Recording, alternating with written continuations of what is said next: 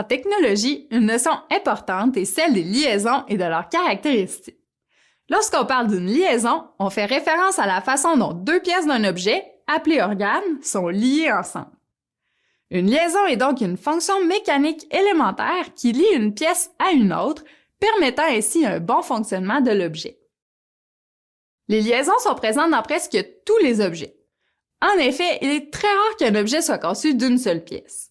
Ainsi, on retrouve des liaisons dans des objets complexes comme un moteur ou une horloge, ou dans d'autres objets simples comme une cuillère ou une chaise. Les liaisons sont définies selon 4 caractéristiques. Une liaison est soit directe ou indirecte, démontable ou indémontable, élastique ou rigide, et complète ou partielle. Par exemple, une liaison pourrait être directe, indémontable, rigide et complète. Une liaison indirecte fait intervenir un organe de liaison pour maintenir les deux pièces ensemble. Cet organe de liaison est un organe intermédiaire qui peut être, par exemple, de la colle, un clou ou un rivet. Au contraire, une liaison est directe lorsque les deux pièces n'ont pas besoin d'un organe de liaison pour être fixées ensemble. Autrement dit, les deux pièces s'emboîtent l'une dans l'autre. Dans cette épingle à linge, les deux pièces en bois sont liées entre elles par un ressort. Il y a présence d'un organe de liaison, c'est donc une liaison indirecte. Ici, il n'y a aucun organe de liaison pour maintenir la bouteille et son bouchon ensemble. Ces deux pièces s'emboîtent l'une dans l'autre. C'est donc une liaison directe. Une liaison peut aussi être démontable ou indémontable. Pour qu'elle soit démontable, on doit pouvoir séparer les pièces sans briser l'objet ou l'organe de liaison. Si on doit briser une des deux pièces ou l'organe de liaison, la liaison est indémontable. Ici, les morceaux de bois et le ressort peuvent être séparés sans briser aucune pièce. La liaison est donc démontable.